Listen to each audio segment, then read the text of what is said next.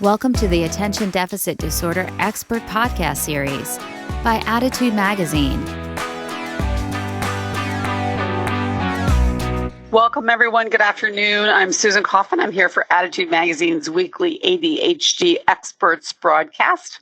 For our readers here at Attitude, the question of how to increase productivity in the face of what everybody experiences as an overwhelming set of to-dos is just a daily struggle. If you're here because you're wondering how to set priorities, how to get started, how to get organized, this is the webinar for you. Our speaker today is certified productivity coach and professional organizer, Susan Lasky, and she'll be giving us the tools and strategies we need to put those New Year's intentions into practice. Some of her topics are how to turn on your get started switch, what kind of practical strategies you need to minimize the overwhelm sensation that we all experience, what the critical difference is between a task and a project, and why you should think about actions rather than a to-do list. And then finally, the big one, how to eliminate time wasters like perfectionism, negative thinking, and screen time. Let me tell you a bit more about Susan before she gets started. She has been helping families and students get things done using strategies that work with the way people think since 1991. She was a co-founder of the CHAD chapter in New York City, and she is a senior certified ADHD coach, a level 2 specialist in chronic disorganization, and a Golden Circle member of the National Association of Professional Organizers. She frequently speaks and writes on topics related to ADHD, productivity, organization, time management, work-life balance, and she also runs an online action accountability group called overcomeoverwhelm.com. If you want to reach Susan, you can check her website out, susanlasky.com. So with that, let me turn it over to you, Susan, and thanks again for being here. Thank you. I'm happy to be here. I'm sorry we had some trouble getting started because I have so much information to give you. So let's get going with that. First of all, one of the most challenging concerns for people with ADHD, and perhaps the most frustrating, I think, is the frequent inability to self-motivate or get started. As Dr. Barkley put it so well, ADHD is not about knowing what to do, but about doing what one knows. So it's important to realize our brains won't always cooperate. Motivation is not the same as activation. Activation is an executive function, and even though we could want to do something, it doesn't mean wanting something won't make it happen. Working hard is not the same as working smart. People with ADHD work very hard, sometimes a lot harder than their peers because things take longer. But there are ways of working smarter, more efficiently, and we'll cover some of those. The shoulds will only get you frustrated and possibly depressed, and so you'll be less productive. So even though we're tempted to say, I should be able to do that or I should have done that, try to wipe it out of your vocabulary because it doesn't really do you any good at all. Your neuroatypical brain will follow its own set of rules. So go with the flow, and we will talk more about that. It's important to know yourself, know your brain. And step number 1 is starting with self-awareness, who you are and who you aren't, what you're likely to do and what you are not likely to do, how you work versus how you wish you worked. If you aren't realistic here, you run the risk of setting yourself up for failure. But step number 2, practice self-acceptance. You may not like everything about yourself, but research shows that those who accept themselves are happier and more productive. That doesn't mean that you can't work towards changing things for the better. So step number 3 is believe in possibility and that you always have a choice. If you feel you're totally stuck and you have no choice in the matter, then you're in a victim mode and it does you no good whatsoever. These steps are from my 7-step power plan to success with ADHD, and there is a free guidebook available for download on my website, SusanLasky.com. Beware the dreaded overwhelm. If I could think of one word that is the most debilitating to people with ADHD, it's overwhelm. What happens is that when we feel overwhelmed, the rational part of our brains, the frontal lobes where executive functions lie, they're usurped by our caveman or reptilian protective brain. The amygdala perceives stress and overwhelm as a threat. And so it sends us into what was very helpful for our caveman ancestors, the fight, flight, or freeze mode. The problem is nowadays, most of our stresses are mental, not physical. And when we take tackling the stack of to-dos, when we feel stressed and overwhelmed, we're more likely to flee into the other room and watch TV than to attack it. So if we could prevent overwhelm at the source, we're going to be a lot more productive. So in keeping with that, one of the things to consider here is to recognize what are your overwhelm triggers. They may vary on the situation, but too much to do, not enough time, conflicting priorities, lack of interest, when something is too difficult, when you're confused about how to do it, unclear expectations, when something is boring, or when you physically or mentally, you're lacking energy, or you're hungry, thirsty, or you didn't sleep enough. All of these things are triggers for overwhelm. So we talked about self-awareness, including your overwhelm triggers. We talked about self-acceptance of both your strengths and challenges and the belief that you could do things differently. So once you believe you could do things differently, the question is, okay, what should I do? Your next step to success is to set clear goals and prioritize. You can't catch two rabbits at the same time. The two magic words for productivity: clarity. What exactly am I going to do? How and when am I going to do it? And priority, the sequence, which has to take into consideration two different concepts. One is your life-based categories. You can't focus just on one thing. We have a full life, and it has to include your home, which your household, meals, financial, shopping, work, responsibilities, communication, relationships, family, romantic, friends, and community, which it might be religious, neighborhood, school, self-care, things like exercise and sleep, but also me time, which are self-growth, hobbies, things you enjoy. All of those are elements of a holistic, time-balanced life, and we want to include them.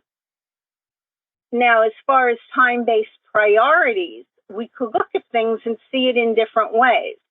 And one of the easiest is to consider it now, which is things you want to do or need to do today or tomorrow, soon, sometime this week or next, later, within 1 to 3 months, and whenever, which are things you want to keep on the radar, but they're not a current priority. How do you make it happen? It's important to divide planning time from action time or doing time. Doing time sounds too much like actually doing time in prison, so let's call it action time. The time to figure out what you're going to do or how to do it is not when you're ready to work. Just think about it. You get up, you're ready, you're feeling alert, you're feeling energized, and then you sit there and try to figure out what you should work on. No, use that energy to direct it into a project. So set aside time for weekly planning where you see a broader perspective and plan out this week and most of next week, subject to change, but at least you have a good idea. And then there's daily planning and review where you look at every day, either in the evening or the morning, to see what is left over from the day before, what has come up that I haven't considered, and what will my day look like. A minute spent planning can save actually 20 to 40 minutes of effort. It avoids overwhelm and makes activation easier because you have that clarity that I just spoke about. Review by both your life-based categories and your time-based categories, your priorities. Start with the end in mind and work backwards. If you have a deadline for something, you figure out what goes into meeting that deadline, and then you know when you really have to start making the effort to get it done. Considerations include available time. People often don't realize that they don't have as much available time as they think they do.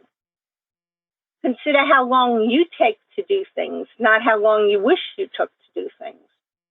Look at your energy fluctuation, times of day when you're more efficient, deadlines, things that are important and meaningful. And very much consider, is it a task or a project? And I'll talk more about that in a minute. But think proactively, not reactively. And the only way to really think proactively is when you're planning. So understand the scope of what you have to do. And the biggest mistake I think people make is they think of doing something, but it's a project. You can't do a project. You could only do a task.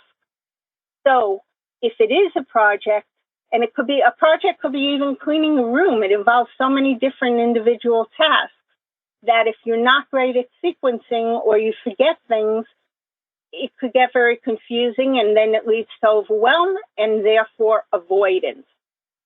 So if it's a project, create a project sheet where you list the steps, tasks that you could focus on and accomplish. If you're working with a child and you want them to do certain things, list the steps and post them. Don't expect anyone to remember them, especially if the sequence is more than 2 items.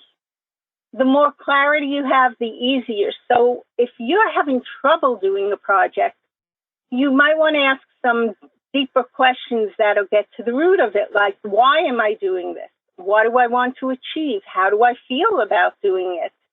How much effort is needed? Being realistic, but also keeping a lid on perfectionism. Who is driving the project? Is it something you're totally disinterested in, but you have to do for someone else, or something you're self-motivated? What are their expectations or my expectations? What resources am I going to need, whether it's information, whether it's things from other people? Resources include money, items. But if you don't have all that figured out, you're going to have a delay in being able to complete the project. And most of all, do I understand how to do it? Do I know exactly what it is I want to do? So now that you're clear on what you want, step number 5 is to strategize for success.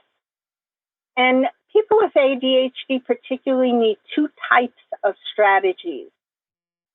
One is how to best accomplish the actual task, which everyone needs. But the second one is how to get yourself going when you just don't feel like it. Basically, how do you turn on your activation switch? Strategies to get things done. Less is often more, and it's helpful to keep that in mind. Limit your daily priorities. Schedule realistically. Keep a short action list, not a to-do list, which could be 50 pages. Leave white space in your daily calendar. If you schedule every minute, you're going to really run into a problem because there are things that are going to take longer than expected. New subjects are going to pop up that have to be dealt with. Where are you going to fit them in? So leave some space, and if nothing happens, you could just use it to enjoy yourself. Same thing on a weekly basis. Include some downtime. Have periods which you've set aside for not doing any work, so you could recharge. When you recharge, you're more productive. Beware decision-making fatigue. Consider it a decision-making muscle that we have. You could build up the muscle, and with practice and with understanding different techniques for decision-making, it is possible to get a lot better at it. So you're building the muscle, but at the same time, if you work it out too much, the muscle gets tired. So avoid making too many decisions in a day. It may be a good idea to make the decision earlier in the day so you could focus more on it and keep down the amount of things that you feel you have to do or you have to think about. The clearer you are, the better. Decision making always involves a degree of uncertainty and confusion, so try to minimize it within a day. Think good enough, then stop. Perfectionism is the enemy of productivity. We get so caught up in the finishing it or doing the little bits that we're using 80% of our time for 20% of the results. Put on imaginary blinders. There's always so much going on, always so much to do, so much you didn't do, that if you start thinking about all of it, you're not going to be very efficient with what you're working on at the moment. So put on blinders, limit your focus to what you are doing, and temporarily ignore the rest. The graphic that you see on the side, it's hard to see, I'm sure, but it's a time block weekly schedule, and that's one way of thinking about fitting in your different categories. By dividing your day into blocks, in this case, it's 2 in the morning, 2 in the afternoon, 1 in the evening. In between the blocks, you have things like your morning routine, your mid-morning break, lunch break, afternoon break, early evening routine. It gives you an opportunity to divide things up, and you could decide what category you're going to fit into what slot. Lighten your workload whenever possible. Is it possible for you to eliminate, delegate, modify, or delay? Too often we think we have to be one to women or one to men, but at what cost? If we're able to let something go, if we're able to give it to someone else, often someone who could do it a lot more efficiently and better than we can, there's nothing wrong with that. Sometimes it's helpful to look at a project and say, do I really have to do all of this? Maybe I can modify it and do it a little differently. Or I'm really busy this week, can I delay it? Time wasters, bust the time wasters. Here are examples of just a few of them. Interruptions. You're going to have interruptions, expect them, but minimize them. Use different techniques. Put a sign on your door or a message on your phone saying when you'll be free. It can't be too far in the future because if people need to reach you, they do, but at least it gives you some time that you could work. The graphic here says currently in concentration mode. So unless it's really important, contact me after, and there's a clock and you can put the time on it. Often people interrupt and say, can I talk to you? And you don't have to talk to them unless they're your boss or something really pressing. You can say, and even to a boss, you could say, I could give you 2 minutes now, or can we talk at 4 o'clock? You're giving people the option of having a rushed conversation or having a good conversation. And you're working within your time parameters. Sometimes it's helpful to work in a different space where maybe people can't contact you as easily. Also, it takes you out of the environment and makes it easier to work at times. Screen addiction. We're all living in an age where we're on the computer, on the phone, on the laptop, the notebook, the TV. Do whatever you can to minimize the screen addictions. You'll have a lot more time to do other things, whether it's your work or pleasure. Turn off pop-up notifications. Very rarely do you need to know that someone sent you an email or contacted you on Facebook. But set times when you check your email. Instead of feeling you have to check it every day, 10 times a day, maybe you want to check it 3 times a day or 4 times a day. It frees you up from being stuck to the screen. Use a timer or an app that limits your social media or TV time. These are available. We're let's say you want to work on a project. You could set it so that you can't contact certain websites until a certain time. Do a reality check. Create a screen time log and keep it for a few days. Note down when you're looking at what you're looking at, and you may be shocked by how much time you're wasting. Another time waster is additional workloads, whether it's for work or home. It's important to learn to say no so you can say yes to what really matters. And tied in with that is create a not to-do list. Practice different ways of saying no so that you could do it graciously, because our tendency is to say yes when we're asked to do something. And if you do say yes, or you want to say yes, don't say it if you can't say when, because that means that it won't be done and you're going to be hit with incompletion or major deadline trauma. Some strategies to get things done: have strategic plans, use different techniques. One of the ones that I really like is ITTT, which stands for if this, then that. If it's 8:30, I have to leave to get to my 9 o'clock gym class. It avoids unproductive internal discussions. Should I go or shouldn't I go? I don't feel like it. Well, if you've already decided that this is your schedule and this is what you're doing, it's not open for debate.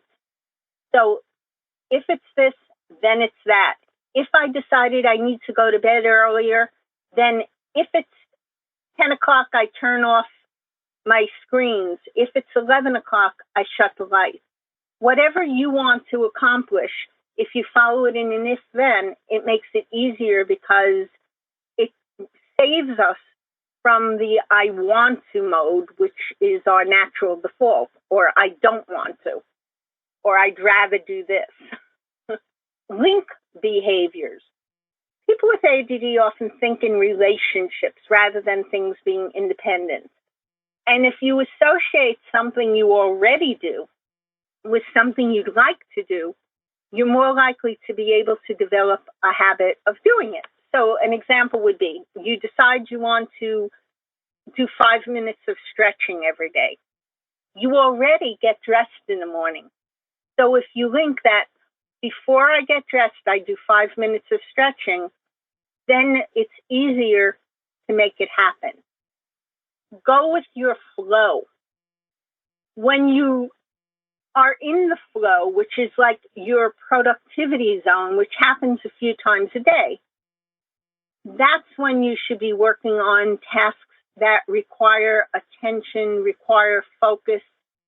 That's a great time to really use the superpowers that often come with ADHD, the hyperfocus, the ability to see things when you take the time to really focus on them.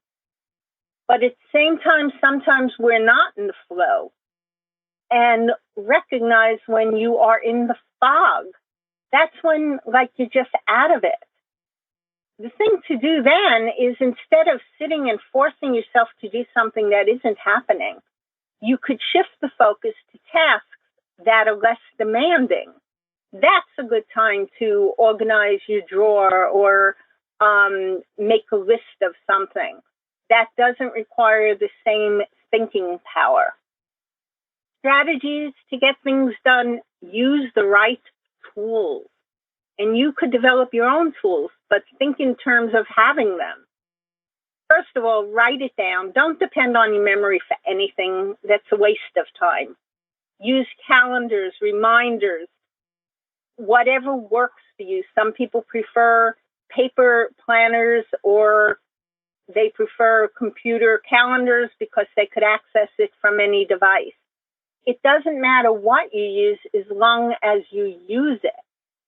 So make a commitment to writing it down, and not writing down little pieces of paper all over the place that tend to get lost. If you want to take notes, have a notebook that you could refer to and then use that information somewhere else. It could be a physical notebook. It could be on the computer, but try to avoid little pieces of paper everywhere. That's different than having reminders everywhere. That works for some people. The task appointment is a concept. It's making an appointment with yourself to do a certain thing at a certain time. It's the same as you would make an appointment with someone else. If you have to reschedule, you can reschedule, but the point is it's there. The task appointment is incredibly helpful for doing things that we say, yes, we're going to do, but because we haven't said when, we may not wind up doing them. An example that works would be to put on your calendar twice a month to spend some time on your financial stuff, where you go through your statements, you pay your bills, you check what's going on. If you don't have a time set aside to do it, there's a good chance that either it won't happen or it'll happen past the deadline. An example would be when you set aside things that you want to review or to read. They'll sit in piles forever, but if you put on your calendar a task appointment to spend an hour reading the things in my review folder, well, then there's a better chance that you're going to get to it. And the nice thing about it is that you don't forget things. So, for instance, even something like going to the library, putting it on the calendar so you don't wind up having overdue books. The daily focus, using a grounding form. By grounding, I mean it brings you back focused on what you need to do. We talked earlier about minimizing your priorities and having an action list. So an example is to have a daily focus list where you have 3 major priorities listed and maybe 3 secondary ones if you finish the first 3. By looking at that, you focus in on what it is that you need to accomplish. One of the things you want to include on that sheet is a parking lot. A parking lot is a space where you could capture all of the many thoughts that will constantly pop up in your head. The benefit of putting them in the parking lot is they don't then distract you, because how do you remember them? You remember them by keeping them ever present in your memory, which means that that's where you focus, not on the work you need to do. Or you forget them.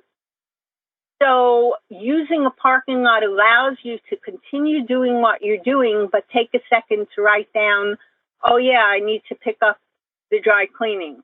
Or, oh, I need to return her phone call. Instead of trying to remember and forget, or trying to remember and losing ground with other things you're trying to do. Check-off lists are very effective because you could see what you've done and it makes you feel good. What did I do list? That's a little different. That's in retrospect. Often we may look back and say, I didn't accomplish anything today, or I didn't do things. But if we really start thinking about it, there are a lot of things we've done that may not have been on our action list, may not have been on our checklist, and yet we did them. And sometimes just getting up, dressed, and taking a shower is a Herculean effort, and we should give ourselves credit for it. And you could do that with a what did I do list. Set alarms. Don't depend on being aware of the passage of time because it isn't going to happen. Some people have periodic alarms or pop-ups, and in this case, a pop-up may be helpful, that say, am I on task? Am I doing the most important thing that I could be doing? Because let's face it, we drift. We drift to whatever captures our attention at the moment. Set alarms for transition time.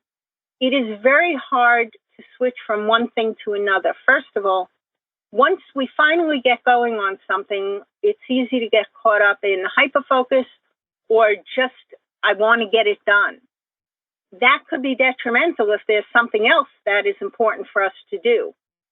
So we have to break away from what we're doing, and at the same time, we have to activate to do something else. So transitions could be really tough. Set alarms, not just like, oh, at 9 o'clock I have to do this, but at 8:45, I have to get ready to do this at 9 o'clock. Use templates to avoid extra work. If there's anything you do on a regular basis, whether it's a shopping list or meal planning or something that you do at work, a form, set it up as a template. Stop reinventing the wheel. Create a productive environment. A productive environment is having things set up in such a way that you could be more efficient with the work you do. It could be your desk. It could be your kitchen. It could be your crafts room. You want to use the real estate, the prime real estate, which is the spaces that are closer to you, for the things that you access more frequently. You don't want to have too many distractions facing you, because then it becomes hard to focus in. Use different containers or tools that will complement the way you work. In keeping with that also, lighting. People tend to ignore that a lot. Use natural daylight and consider task lighting. Fluorescents are horrendous. And a lot of people have a degree of SAD, seasonal affective disorder, or just work better when it's sunny and bright. And you could mimic this by having natural daylight lights shining on your workplace. I know for me, it actually helps energize me to do things. Use appropriate, easily accessible folders, whether they're plastic project files or paper file folders or containers or whatever it is that works best for you, but label them, label everything. Don't count on your memory to know, oh, I know what's in there, because after 2 weeks, you're probably going to forget. Or you have to spend time thinking about it. Same thing with handwritten labels. They may work, but they don't look as nice, and it takes longer to deal with it. And the nicer it looks, the more you want to go there. Bullet point communications. Too often people just have a hard time writing even an email because they get into a narrative. Don't get into a narrative. Just bullet point what are the primary things that you're talking about, what do you want to say about them, and what action, what end result do you want. For the subject line on an email, make sure the subject pertains to what it is that's in it. If you're doing a back and forth and the topic changes, change the subject line. When you're talking to people in general, bullet point what you want to say to them, especially if it's an important conversation. Prepare in advance rather than rambling. Strategies to get going. Attitude and positive self-talk. Try to turn your need tos, have tos, must tos into want tos. It is so much easier to get started on something you want to do than on something you have to do. Reframe negative or critical thinking. What does that mean?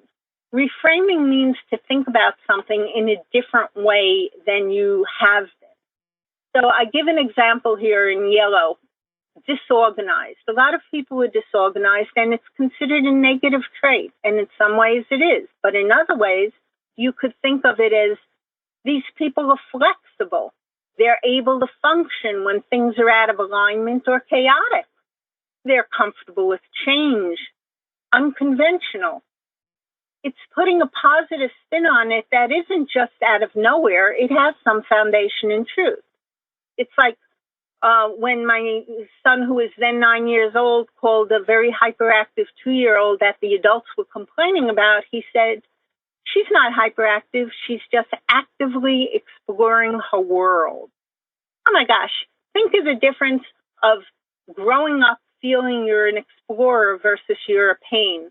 Think of how the parents feel that their child is not just annoying or running around, but is discovering, is looking at things in a different way.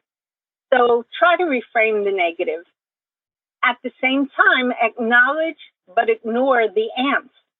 Ants are automatic negative thoughts. They happen all the time. The problem is when the thoughts stop us from the action or hurt us emotionally. If we just accept that they're going to be there and we acknowledge it as part of the process, then they don't have the power that they would have otherwise.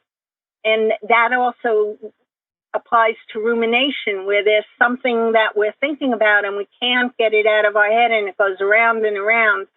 If we can't make a decision about it, write down that you have to deal with it and then follow a decision-making process. But to keep ruminating detracts us from the productivity that we so desperately want. Consciously remember the positive aspects of what you're doing or you're working towards. It's easy to get caught up in things and forget why and what would be good about what you're doing. Post reminders, photos, inspirational quotes, whatever could help remind you why you want to do what it is you're doing. Focus on the now. For people with ADHD, it's either now or not now. If it's not now, you're not necessarily in a good place. Usually when it comes to things, you're just not thinking about them at all. But also, sometimes it means going to the past. And if you're in the past, you could be depressed thinking about things. And if you're thinking about the future, you could be anxious. So you could minimize anxiety and increase mindfulness, which is being truly present, by focusing on what it is you're doing in the present, in the now. Be a detective. William Dodson, he just recently gave a webinar, and he talked about the different nervous system of people with ADHD, where things like rewards, consequences, and importance don't motivate us the same way that they may someone with a neurotypical brain. So if rewards and consequences aren't as effective, find what interests and challenges you. Importance doesn't motivate as well as novelty. What could be interesting? What could be unusual about what it is you want to accomplish or you have to accomplish? Use creativity to approach even boring tasks. It's the kind of thing where a kid doesn't want to get dressed in the morning and you give them a challenge. I bet you can't do that in 5 minutes, and suddenly they're dressed and it's smiling because you made a contest out of it. Do the same thing with yourself as an adult. Make a contest, make it fun, and you really win in so many ways. Think about strategies to get going, strategies to trick your brain. One thing is to change your environment. New studies are showing that just stepping outside helps to reset your brain. So when you're feeling kind of in the fog or you've been working at something and you've had it, just step outside, even for a short period of time. And it makes a difference in the clarity level. If you go for a longer period of time, you could go, not everyone will agree with this because I know we have some city dwellers who love it on the phone, but being in nature, the Japanese have a concept called forest bathing because they feel that when you're surrounded by nature, you actually are bathing in the energy, new energy, rejuvenating energy, and that may work for you. So consider spending outdoor time that way. Get active. Get up and do some movement, jumping jacks, anything to reset.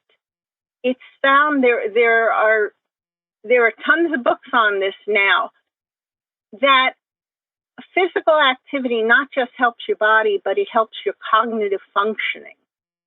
So try to work it in. If you have a lunch break, take a walk and go somewhere, walk up the stairs, whatever it is that you can do. It doesn't have to be major, but even a little bit resets that fog and helps you get into the flow. Visualize successful completion. That's where those reminders often come in. But instead, we tend to focus on fear of failure. Here we want to look at what we could do that will make us succeed. Experiment with positive distractions, which could be white noise, scents, music, brain-based music. There's music that helps you to relax, focus, or be activated. I know that it's a lot easier to clean if you have lively dance music on than it is if you don't.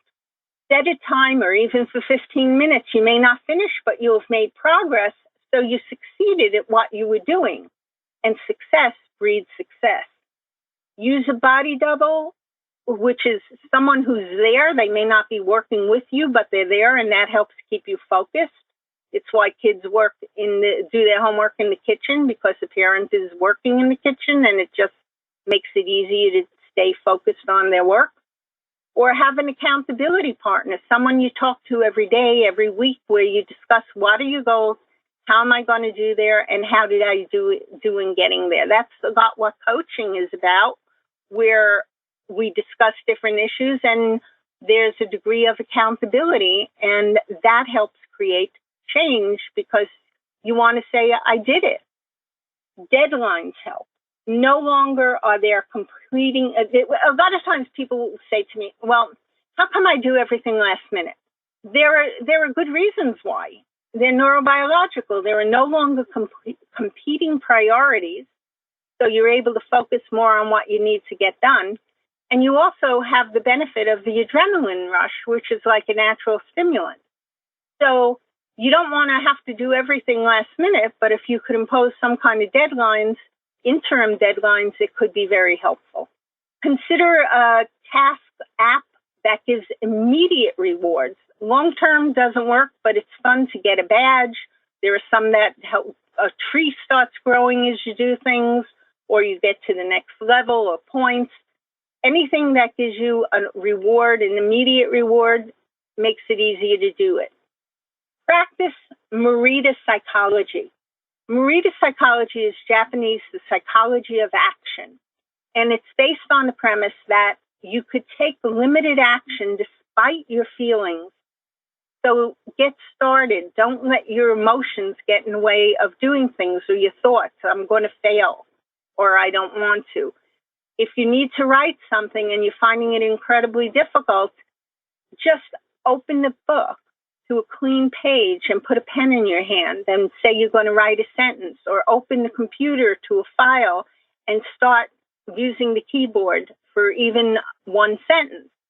What happens is once you get started on something, the Zeigarnik effect takes place, which states that it's harder to get unfinished tasks out of our brain. So once you start it, it becomes an unfinished task, and it's an incentive to finish it. We're running out of time, and I really would like to have at least a little bit for question and answers. Just the last comment I want to leave you with is stop beating yourself up for what you're not.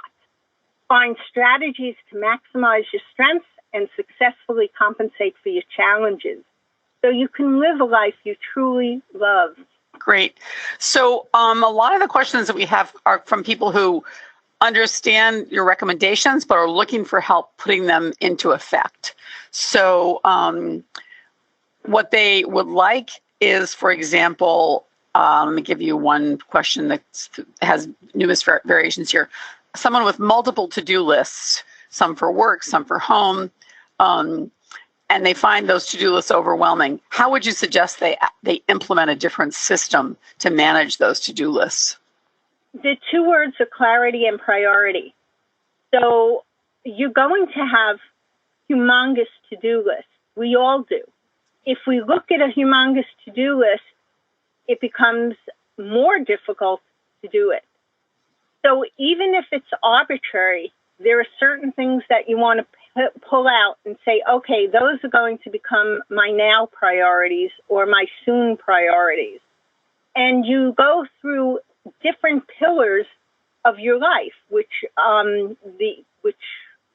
could be your personal, your work, your financial, whatever it is, or even within the work, you may have different pillars. You may have administrative, marketing, sales.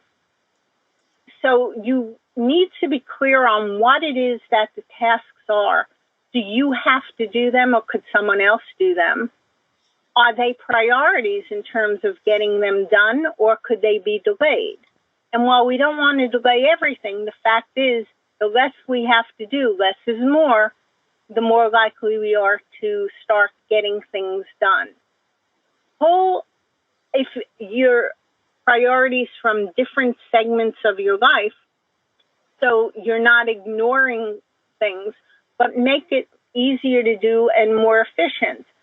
Consider getting other people involved also with certain challenges, so you're not doing it alone. That brings up the concept of the body double, but it could also be a body partner to get things done. There is no easy answer, and sometimes it takes really going through everything and saying, if I don't do this, what will the end result be? Mm-hmm. Sometimes looking at it in negative gives you an answer as to what your priority is. Okay. I think that's helpful. Great.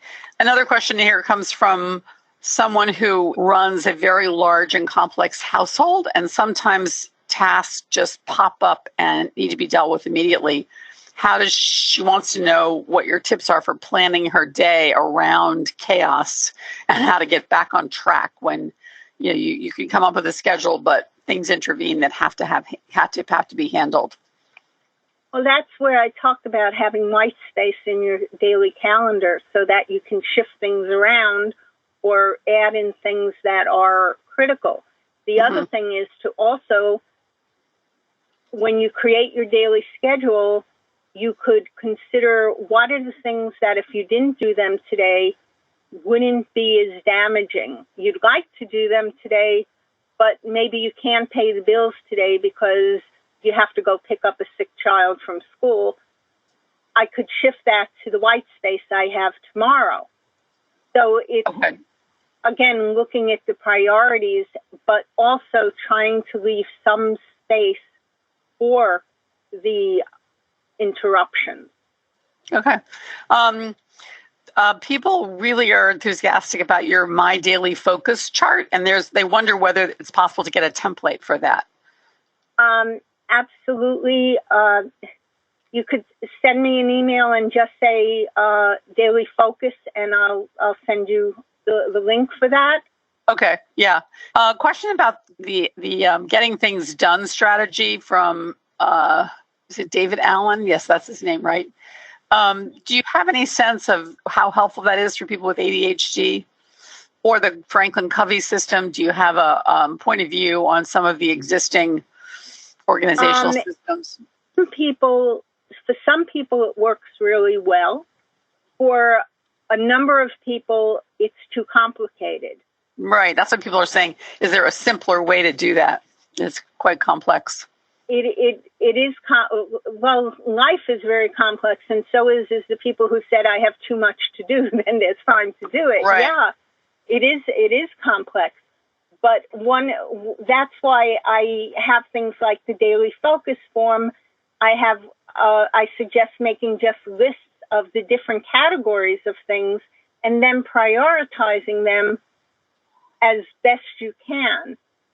Having it all in a mechanical system, whether it's a physical system or an electronic system, is very helpful for the people who could follow through with that. Mm-hmm. But a lot of people can't. And sometimes just having things paper, handwritten, is more helpful than a more complex, better system. Again, less may be more. Right. Okay. You mentioned a task app, something about growing a tree. Interest in that idea. Can you amplify or give some further details on that? It's one of the apps I've seen that as you do things, the tree blossoms in front of you. It's just there are other apps that have other graphics that as you accomplish the things on your list, you see the immediate rewards for it. So any suggestions for specific apps for managing tasks? A couple of people have posted that this app is called Forest. Right. Okay, there you go. Thank you. But also in Attitude, there have been lists of apps that are helpful. Rather than because what I have found is what works for one person. I just was with a client who said, what do you think of the bullet journal as a way of keeping track of things? Does that work for people with ADD? And the answer is, I have clients who love the bullet journal and it works great for them. I have other people who hate it. Right, right. So you have to experiment and you have to see what you enjoy. And I hate to say it, but the fact is that what works today may not work 6 months from now because we shift our level of interest. Absolutely. Right. Okay. That makes sense. Then let me just end with one of the toughest things for the listeners at Attitude, and that's motivation and procrastination. Several people have posted questions about procrastination. One person describes, sitting down, knowing with a task that she's specified and is ready to do it at that moment, and just have a hard time getting started on it, and finding yourself doing online games or anything to avoid the task at hand. Well, I've covered a lot of that here, but the first thing to say is it really a task or is it a project? And maybe if you broke it down even smaller, you could do a very small, minute part of it. Mm-hmm. Maybe it's a sense of I can't finish it. So maybe if you just allocate 10 minutes to working on it, you're more likely to do it, and then the wanting to continue effect takes place. Right. I think it's the getting started. I think you put your finger on it, so that seems like it makes sense. The concept of just give it 10 minutes and then that gets you started. So that's a great idea. Susan, thank you so much. We're out of time. Lots and lots and lots to think about here for everybody. Folks, thank you for listening in. We wish you all the best of luck managing your tasks in the year ahead. So thanks, everyone. Thank you. Bye. Bye. For more Attitude podcasts and information on living well with attention deficit, visit attitudemag.com. That's ADDITUDEMAG.com.